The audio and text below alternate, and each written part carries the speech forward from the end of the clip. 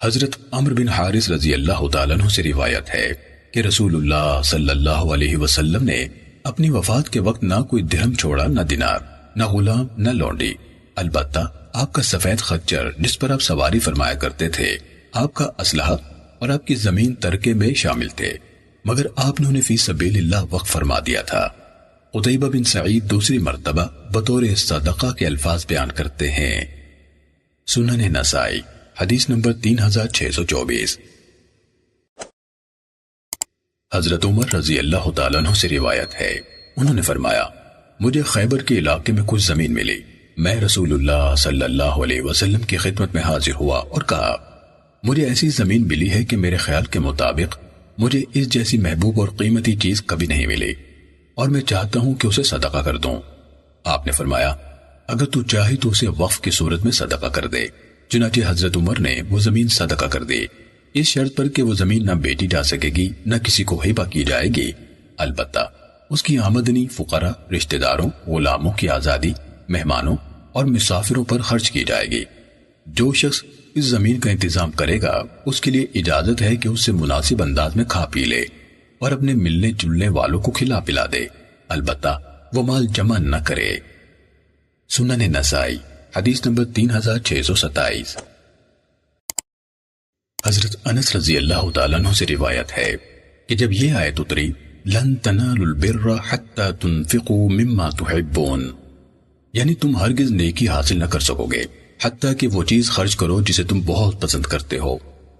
حضرت ابو طلحہ رضی اللہ تعالیٰ عنہ نے فرمایا ہمارا رب تعالیٰ ہم سے ہمارے مال طلب فرماتا ہے، اے اللہ کے رسول میں آپ کو گواہ بناتا ہوں کہ میں نے اپنی زمین اللہ تعالیٰ کی رضامندی حاصل کرنے کے لیے وقف کرتی ہے۔ رسول اللہ صلی اللہ علیہ وسلم نے فرمایا تم اسے اپنے رشتہ داروں حسان بن ثابت اور ابی کعب میں تقسیم کر دو۔ سنن نسائی حدیث نمبر 3632۔ حضرت ابن عمر رضی اللہ تعالیٰ عنہ سے روایت ہے کہ حضرت عمر رضی اللہ تعالیٰ عنہ نے نبی اکرم صلی اللہ علیہ وسلم سے کہا کہ وہ 100 حصے جو مجھے خیبر میں ملے ہیں میں نے کبھی بھی ان سے زیادہ عمدہ مال حاصل نہیں کیا، میرا ارادہ ہے کہ وہ صدقہ کر دوں۔ نبی اکرم صلی اللہ علیہ وسلم نے فرمایا اصل زمین وقف کر دو اور اس کے پھل اور فصلیں صدقہ کر دو۔ سنن نسائی حدیث نمبر 3633۔ حضرت حسین بن عبد الرحمن سے روایت ہے کہ میں نے حضرت عمر بن جاوان سے جو کہ بنو تمیم میں سے تھے پوچھا کہ حضرت احنف بن قیس سیدنا علی و معاویہ رضی اللہ تعالیٰ عنہما کی کشمکش سے علیحدہ کیوں رہے؟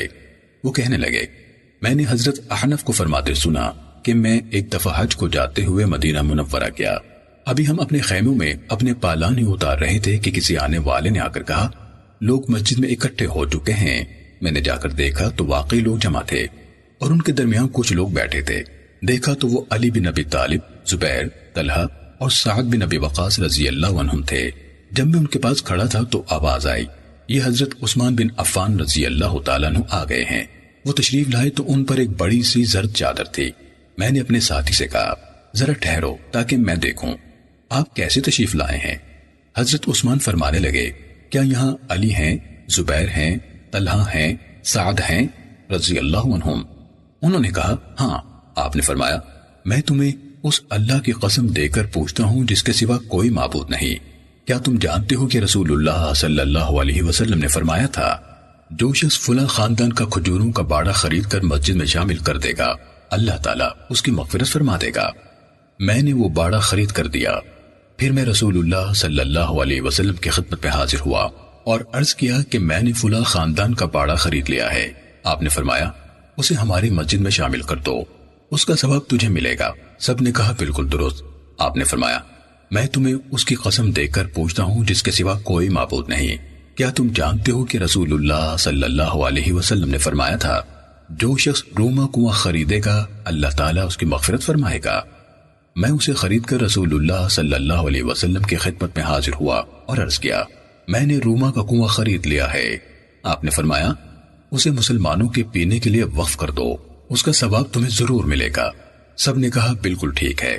آپ نے فرمایا میں تمہیں اس اللہ کی قسم دے کر پوچھتا ہوں جس کے سوا کوئی معبود نہیں، کیا تم جانتے ہو کہ رسول اللہ صلی اللہ علیہ وسلم نے فرمایا تھا جو شخص تنگی والے لشکر کو تیار کرے گا اللہ تعالیٰ اس کی مغفرت فرمائے گا۔